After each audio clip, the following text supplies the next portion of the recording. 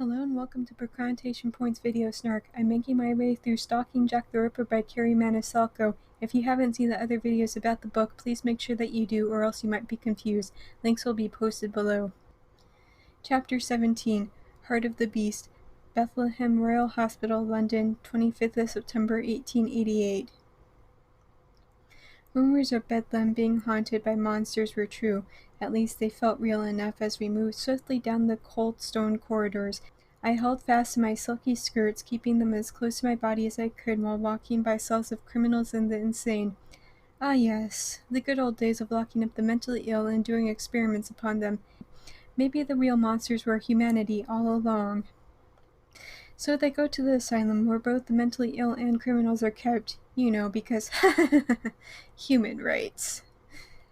And considering that the author pumped the brakes to describe everything from Audrey's dresses to gravy to a painting to a random character's nose, she honestly seems to be relying really heavily on us kind of knowing that 19th century asylums are awful. She describes a little bit, but honestly just kind of lays it up to the readers to fill in the blanks. You have no idea how frustrating it is that this story goes out of its way to describe curry, but not something that's relevant to the actual plot.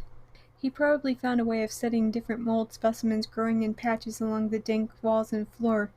The thought made me smile in the face of fear. That's precisely what Uncle would do in this situation. He'd turn it into a giant experiment to pass the time, never realizing that he was actually set inside against his will. I'd probably have to coax him to leave once the time came for it. I want to believe that nobody could possibly be that dense, but this is a young adult book. People aren't exactly the brightest.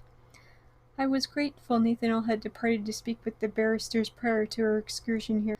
I hoped that he was already finding ways of repealing Uncle's arrest. He put his all into the finest details of the law, never surrendering until he found success. So, quick question, why wasn't Nathaniel doing this to begin with? It almost seems to me that both Nathaniel and Audrey didn't really care all that much about Uncle's arrest until it was decided that Uncle should be hanged.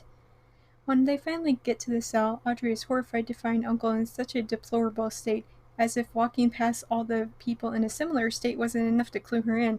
I guess she's just as self-centered. And also going back to my earlier comment, human rights. As Audrey is looking around the cell, she notes that the porridge given to her uncle has an unusual consistency and deduces that somebody must be drugging her uncle in order to get him to act that way. In a place like this, intoxicants are often the only way of keeping the peace. His voice trailed off as I glared at him. It's inexcusable, Miss Wadsworth. I assure you it wasn't done with malice. Most everyone here is dosed with experimental serums. Pardon my French, but do you want to know the real reason why Jack the Ripper killed so many women and was never actually caught? Probably because the police were too busy doing that. Gotta illegally imprison innocent people and do inhumane experiments on them. Because justice? Audrey has enough sense to grab a sample of it to test later. She also knows that she can no longer trust anybody. Which I came to that point when they arrested Uncle and performed a search at his house without prior probable cause. But hey, at least she realized that these people are awful sooner rather than later. Audrey then tries to speak with Uncle, but whatever they've given him really did a number on him. He's so out of it, I doubt he even knows where he is. Blackburn says that he'll get a doctor to watch over Uncle and that he's certain Uncle will be fine after the drug leaves his system. I apologize, Miss Wadsworth. I'm fairly positive it was just a routine procedure, he said. Know this, I'll make sure everyone is aware there'll be a steep penalty if your uncle is dosed again. Excuse me for not believing a word that you're saying right now. Audrey swears that she's going to make this right. Blackburn puts her into a carriage and asks the driver to drop her off at her home. However, as soon as they set off, Audrey asks the driver to take her somewhere else. And then there's a picture of London Necropolis Railway circa 19th century. Chapter 18, Necropolis Railway, Thomas Cresswell's flat, Piccadilly Street, 25th of September, 1888. Audrey had gone to see Thomas, however she didn't immediately go to his home. She first says that it's so that Blackburn doesn't have his address, and then she walked the rest of the way there. But as she's standing outside his home, she watches as he comes out, dressed like it's the morning and not at night. She finds this odd. Furthermore, she doesn't know why she's not just striding over to him. Although I think that I might be able to shed some light onto this.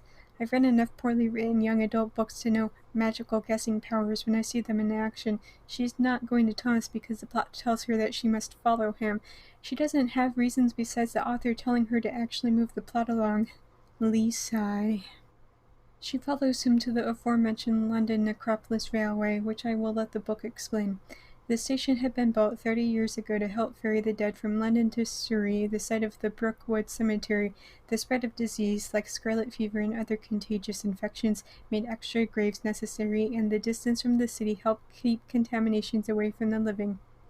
Rather interesting, but okay. Further tidbit I learned from the station's Wikipedia page, it wasn't nearly as successful as they would have liked, and the entire site was destroyed in 1941 during an air raid. Anyway, as Thomas goes towards the water, Audrey feels worried because she remembers that Thomas mentioned that Leather Apron had been killing victims near the water. She watches as Thomas meets up with an unidentified figure. It's too dark for Audrey to notice anything about whoever Thomas is talking to, and she's too far away to hear what they're saying. She dithers for a while before she's discovered by Thomas, because of course she is. Thomas simultaneously tells her how dangerous it is to be out at night while implying that he's caught her without a chaperone, so he's going to kiss her. Sure, let's go with that. He says that he's there to take unclaimed bodies home to study.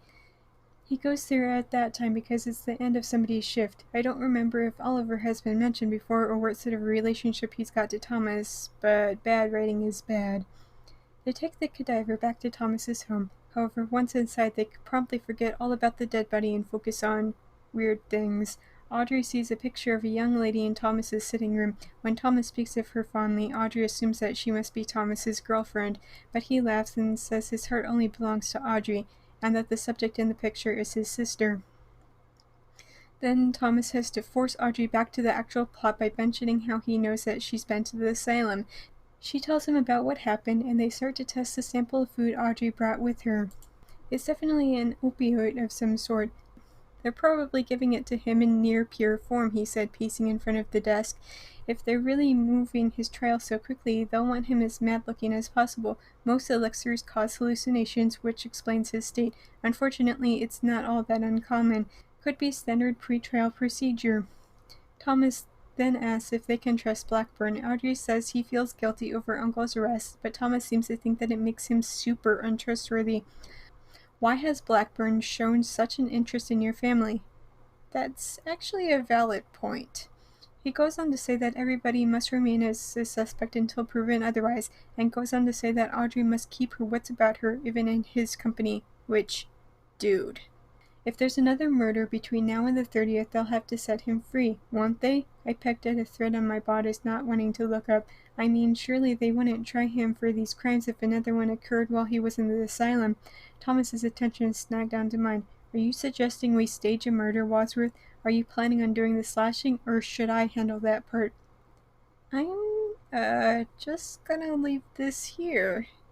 But Audrey's biggest hope right now is that the killer will go out and kill somebody else in the next 5 days to prove her uncle isn't Leather Apron. Out of options now, are we? She isn't exactly bright if this is her grand plan. The chapter ends with them turning to work on the body. Thanks for listening to my book Snark on YouTube. If you're enjoying this, please hit that subscribe button. I post a new Snark video every Monday, but if you're eager for more Snark, you can check out my review of the plan. If you've already seen that, then you can head over to Tumblr for my main book Snarks, and if all of that is somehow still not enough for you, then you can become my Patreon supporter for just $1 a month and read a bunch of bonus Snarks that isn't up anywhere else. See you next week, guys!